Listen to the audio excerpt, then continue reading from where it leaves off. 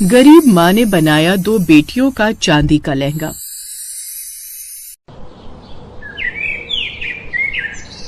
रजनी की 2 जुड़वा बेटियां थीं, गीतू और मीतू। दोनों बहुत प्यारी और मासूम थीं, साथ ही समझदार भी बहुत थीं। उन्हें पता था उनकी माँ पैसे कमाने के लिए घरों में काम करती है। इस वजह से कभी भी गीतू और मीतू ने अपनी माँ को पैसों के लिए तंग नहीं किया। यहाँ तक कि गीतू और मीतू ने कभी भी अपना जन्मदिन नहीं मनाया था। गीतू, मीतू, शाम को मेरे घर पर जन्मदिन की पार्टी है, तुम दोनों को आना है। ठीक है, हम दोनों आ जाएंगे। गीतू, हम दोनों सबके जन्मदिन पर जाते हैं, पर हमारे जन्मदिन पर कोई भी नहीं आता, क्योंकि हम अपना जन्मदिन कभी मनाते ही नहीं। हम दोनों का जन्मदिन आ रहा है, हम भी माँ से कहेंगे कि वो इस बार हमारा जन्मदिन मनाए। शाम को गीतू और मीतू अपनी सहेली के जन्मदिन पर गईं। वहां पर बहुत सारे बच्चे आए हुए थे। अक्सर ही गीतू और मीतू अपने दोस्तों के जन्मदिन पर जाती रहती थी, पर उनके मन में अक्सर यही सवाल उठता था कि उनका जन्मदिन क्यों नहीं मनाया जाता। और एक दिन उन्होंने अपनी माँ से बोल ही दिया, माँ, आप हमारा जन्मदिन क्यों नहीं मनाते हो? हमारी सारी सहेलियां अपना जन्मदिन मनाती हैं। हाँ माँ, इस बार हमारा भी जन्मदिन मनाओ ना। ठीक है बच्चों, मैं इस बार तुम्हारे जन्मदिन पर तुम्हारे लिए उपहार भी लाऊंगी और खूब धूमधाम से तुम दोनों का जन्मदिन भी मनाएंगे। अब तो खुश हो? रजनी ने अपनी बच्चियों से वादा किया कि वो उनका जन्मदिन इस बार जरूर मनाएगी। इसके लिए उसने अपनी मालकिन से महीने के पैसे ले लिए ताकि जन्मदिन के लिए खर्चा कर सके। उस दिन रजनी को काम से लौटने में थोड़ी देर हो गई। रजनी को पता था कि कल उसकी बेटियों का जन्मदिन है और उसने अपनी बेटियों को वादा किया है कि वो उनके लिए जन्मदिन का उपहार जरूर लाएगी। रजनी ने आज काम से पगार ले ली थी। वो खुश थी और मन ही मन सोचती हुई बाजार की ओर बढ़ रही थी कि तभी एक सुनसान गली से 2 बदमाश सामने आ गए। जो भी कुछ है तेरे पास हमारे हवाले कर दे, वरना ला ये बटुआ हमें दे। नहीं नहीं, ये पैसे मत लो, कल मेरी बेटियों का जन्मदिन है। मुझ गरीब के पास बस इतने ही पैसे हैं। अगर तुमने ये छीन लिए तो मेरे पास कुछ नहीं रह जाएगा। मेरी बेटियां मेरी राह देख रही होंगी। वापस दे दो भैया। हाथ आए पैसे हम नहीं दे सकते। हमें क्या मतलब, जो मर्जी जहाँ मर्जी से पैसे लाए। बदमाशों को रजनी पर बिल्कुल भी तरस नहीं आया। उन्होंने उससे पैसे छीने और भाग गए। रजनी उनके पीछे पीछे दौड़ी पर वो नहीं रुके। अचानक रजनी बेहोश होकर गिर गई।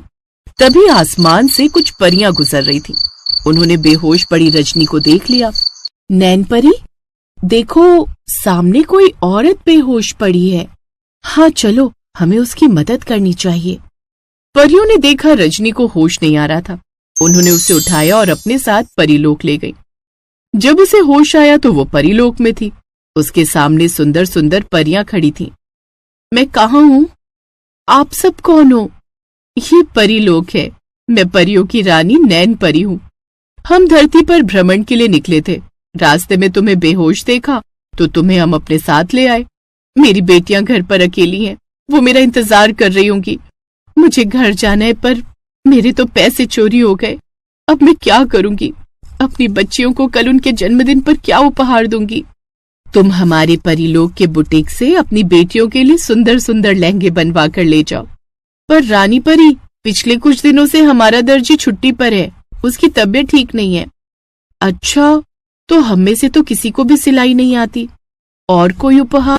रानी परी और दूसरी परियों की बातें सुनकर रजनी थोड़ी देर के लिए मायूस हो गई, लेकिन उसकी आंखों में अपनी बेटियों के लिए प्यार और कुछ कर गुजरने का जुनून साफ दिख रहा था। उसने एक पल सोचा और फिर रानी परी से कहा, रानी परी, अगर आप मुझे अनुमति दें तो मैं खुद ही अपनी बेटियों के लिए लहंगे बनाना चाहूंगी। मैं थोड़ी बहुत सिलाई जानती हूँ और मुझे विश्वास है कि मैं अपनी बेटियों के लिए कुछ खास बना पाऊंगी। नैन परी ने देखा कि रजनी के मन में अपनी बेटियों के लिए कितना प्रेम है। रजनी, तुम्हारी लगन और तुम्हारी बेटियों के प्रति तुम्हारा प्यार देखकर मैं बहुत खुश हूँ। परीलोक में हम साधारण धागों का इस्तेमाल नहीं करते। यहाँ के धागे चांदी के हैं जो रोशनी से चमकते हैं। क्या तुम उनसे सिलाई कर पाओगी? हाँ रानी परी, मैं पूरी कोशिश करूंगी। अपनी बेटियों के लिए तो मैं कुछ भी कर सकती हूँ। तो ठीक है नीली परी। सुनहरी परी, तुम दोनों रजनी को हमारे परीलोक के बुटीक में ले जाओ। रजनी वहां जाकर तुम 2 चांदी के लहंगे तैयार कर लेना।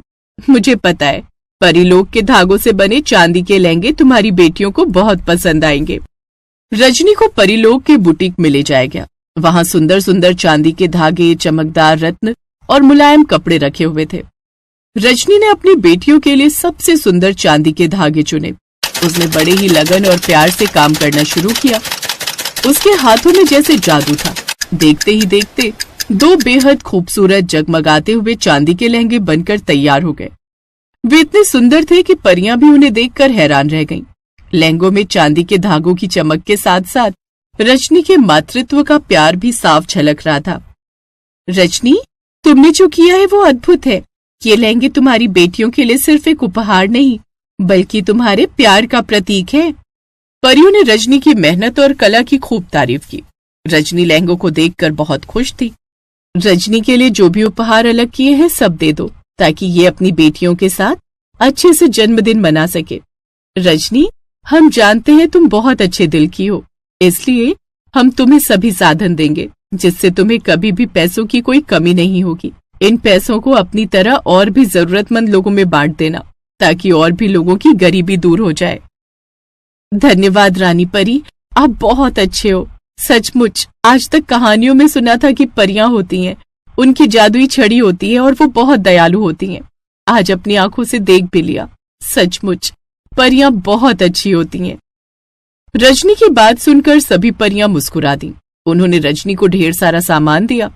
उसमें स्वादिष्ट भोजन, सुंदर कपड़े और कुछ जादुई सिक्के थे जो कभी खत्म नहीं होंगे। रजनी ने परियों का और रानी परी का बहुत बहुत धन्यवाद किया। परियों ने उसे खुशी खुशी विदा किया और एक जादुई रथ में बिठाकर उसके घर पहुंचा दिया। रजनी अपने घर पहुंची। उसकी बेटियां गीतू और मीतू उसे देखकर खुशी से झूम उठी। माँ, आपने आने में बहुत देर कर दी। आप हमारे लिए क्या लाए हो? मैं तुम्हारे लिए चांदी के लहंगे लाई हूँ और देखो ढेर सारे उपहार भी। अब कल तुम अपनी सभी सहेलियों को जन्मदिन पर बुलाना, हम बहुत बड़ी पार्टी करेंगे। सच में? फिर तो हम अपनी सारी सहेलियों को बुलाएंगे। गीतू मीतू ने कभी सपने में भी नहीं सोचा था कि उनकी माँ उनका जन्मदिन इतनी धूमधाम से मनाएगी। गीतू और मीतू के चेहरे पर बहुत खुशी थी। अगले दिन जन्मदिन पर गीतू और मीतू ने माँ के हाथों के सिले हुए चांदी के लहंगे पहने और शीशे के सामने खड़ी होकर खुशी से नाचने लगी।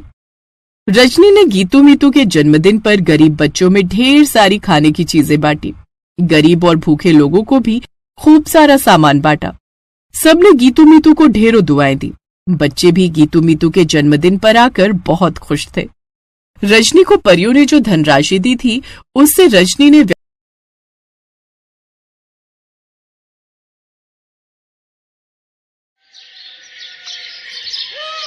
ललिता एक प्राइवेट स्कूल में सफाई का काम करती थी। वो बहुत गरीब थी, इस वजह से उसने अपनी बेटी को घर के पास बने एक छोटे से स्कूल में डाल रखा था, जहाँ पर उसका स्कूल शाम का था। इस वजह से ललिता सुबह के समय अपनी बेटी को भी स्कूल ले आती थी। ललिता जब स्कूल में काम करती तो उसकी बेटी दीपा भी उसकी मदद करती थी। स्कूल की 5वीं कक्षा में मान्या नाम की एक घमंडी लड़की भी पढ़ती थी, जो अक्सर ही दीपा का मजाक उड़ाती रहती थी। ओ दीपा, सुन, तू इस बार 15 अगस्त पर क्या करने वाली है? तेरे स्कूल में तो कुछ होता ही नहीं होगा। हमारे स्कूल में तो बहुत बड़ा फैंसी ड्रेस कंपटीशन होता है। मैंने तो बहुत बढ़िया एक 15 अगस्त की ड्रेस तैयार करवाई है, वही पहनूंगी। हमारे स्कूल में होता है फंक्शन, हम सब डांस करते हैं। मुझे भी उस दिन तिरंगे की ड्रेस में जाना है, पर पहले मैं यहाँ आऊंगी मम्मी के साथ, उसके बाद शाम को स्कूल जाऊंगी। तिरंगे की ड्रेस? पर तेरे पास तो इतने पैसे ही नहीं होते कि तू कोई ड्रेस खरीद सके। चल, अब मैं क्लास में जा रही हूँ, तू आकर मेरी सीट के पास पोछा लगा दे, वहाँ पानी गिर गया है। मैं पोछा लेकर आती हूँ। पोछा क्या करना है? एक काम कर, अपने लंबे बालों का ही पोछा बनाकर लगा देना। फालतू में लंबे बाल लेकर घूमती रहती है। और दीपा के लंबे बालों का मजाक उड़ाने लगती है। दीपा की आंखों में आंसू आ जाते हैं, पर वो इस बारे में अपनी माँ को कुछ नहीं बताती, क्योंकि वो जानती थी कि अगर उसने अपनी माँ को इस बारे में बताया तो वो उसे काम पर साथ में नहीं लाएंगी। वो अकेली ही सारे स्कूल का काम करेंगी। दीपा चुप हो जाती है। 15 अगस्त से एक दिन पहले स्कूल में फैंसी ड्रेस के लिए सब बच्चों को कह दिया जाता है। दीपा के स्कूल में भी उसे फैंसी ड्रेस पहननी थी, पर उसे समझ नहीं आ रहा था कि वो क्या पहने। सुबह के समय उसे माँ के साथ स्कूल भी जाना था। दीपा, मैं सोच रही हूँ मैं तेरे लिए तिरंगा लहंगा तैयार करूँ। सुबह तुम मेरे साथ स्कूल चल लेना, वहाँ पर भी सब स्वतंत्रता दिवस की तैयारी कर रहे हैं। उसके बाद शाम को तुम वहीं से स्कूल चली जाना। ठीक है माँ, पर तुम मेरे लिए तिरंगा लहंगा कैसे बनाओगी? मेरे पास मेरे पुराने सूट और साड़ी रखे हैं, उनमें से 3 रंग ले लूंगी और तुम्हारा लहंगा तैयार हो जाएगा। सच माँ? फिर तो मैं बहुत सुंदर लगूंगी तिरंगे लहंगे में। दीपा बहुत खुश होती है। ललिता अपनी सिलाई मशीन पर कुछ कपड़ों की सहायता से दीपा के लिए बहुत सुंदर लहंगा सिलकर तैयार कर देती है। दीपा 15 अगस्त के सेलिब्रेशन के लिए लहंगा पहनकर तैयार होती है। ललिता उसे अपने साथ स्कूल ले जाती है। स्कूल में सभी बच्चे तरह तरह की ड्रेस पहनकर आए थे। दीपा का लहंगा भी बहुत सुंदर लग रहा था। मान्या और उसके सभी साथी दीपा के लहंगे को देख रहे थे। अरे ललिता, तुमने तो दीपा को बहुत सुंदर लहंगा पहना है, कहीं से खरीदा है क्या? जी नहीं मैडम जी, मैंने खुद ही घर पर सिलकर तैयार किया है। शाम को इसके स्कूल में 15 अगस्त का फंक्शन है, सब बच्चे तिरंगे की ड्रेस पहनकर आ रहे हैं, तो मैंने ये लहंगा सिल दिया। अरे वाह, अच्छा, ये तो बहुत बढ़िया बात है। तिरंगा लहंगा, साथ में इतने खूबसूरत घने लंबे बाल। दीपा बहुत प्यारी लग रही है। अरे दीपा, तुम भी हमारे स्कूल के बच्चों के साथ फैंसी ड्रेस कंपटीशन में भाग ले लो। देखो वहाँ हॉल में सभी बच्चे लाइन में स्टेज पर जा रहे हैं, तुम भी उनके साथ पार्टिसिपेट कर सकती हो। मैं भी मैडम जी? हाँ बिल्कुल, चलो मैं तुम्हें लेकर चलती हूँ। जाओ दीपा, मैडम जी के साथ जाओ, तब तक मैं अपना काम कर लेती हूँ। दीपा सब बच्चों के बीच में टीचर के साथ जाती है। दीपा को स्टेज पर जाता देख मान्या जलन से भर जाती है। कुछ देर बाद सभी बच्चे एक एक करके अपनी फैंसी ड्रेस दिखाते हैं, जिसमें दीपा को भी इनाम मिलता है। दीपा अपना इनाम लेकर खुशी खुशी स्कूल की पहली मंजिल पर माँ को दिखाने जा रही थी। मान्या अपनी सहेलियों के साथ वहाँ पहुँची और उसने दीपा का रास्ता रोक दिया। तुम्हारी हिम्मत कैसे हुई स्टेज पर फैंसी ड्रेस कंपटीशन में भाग लेने की? ये सेकंड प्राइज मेरी फ्रेंड पूर्वी का था। पूर्वी, चल इससे ये ट्रॉफी छीन लेते हैं। ये इनाम मेरा है, मैं नहीं दूंगी, मुझे माँ को दिखाना है। छीना झपटी में अचानक मान्या का पैर फिसल जाता है और वो सीढ़ियों के साथ में बने जंगले से लटक कर नीचे गिरने लगती है। बचाओ, मुझे बचाओ, मैं नीचे गिर जाऊंगी। मान्या घबराओ नहीं, तुम मेरे बालों को कस कर पकड़ लो, मैं तुम्हें ऊपर खींच लूंगी। दीपा अपने लंबे बाल नीचे लटका देती है और मान्या उसके बालों को पकड़ लेती है। धीरे धीरे दीपा मान्या को ऊपर खींच लेती है, पर उसके बालों में बहुत दर्द हो रहा था। मान्या ऊपर आ जाती है, तभी शोर सुनकर सब वहाँ इकट्ठे हो जाते हैं। ललिता, तुम्हारी बेटी दीपा तो बहुत बहादुर है, इसने अपने लंबे बालों की सहायता से हमारे स्कूल की बच्ची मान्या की जान बचाई है। थैंक यू मैडम जी। चलो सब बच्चे यहाँ से भीड़ हटाओ, नीचे हॉल में फंक्शन चल रहा है, सब बच्चे जल्दी से वहाँ पहुँच जाओ। दीपा चलो, तुम भी हमारे साथ चलो।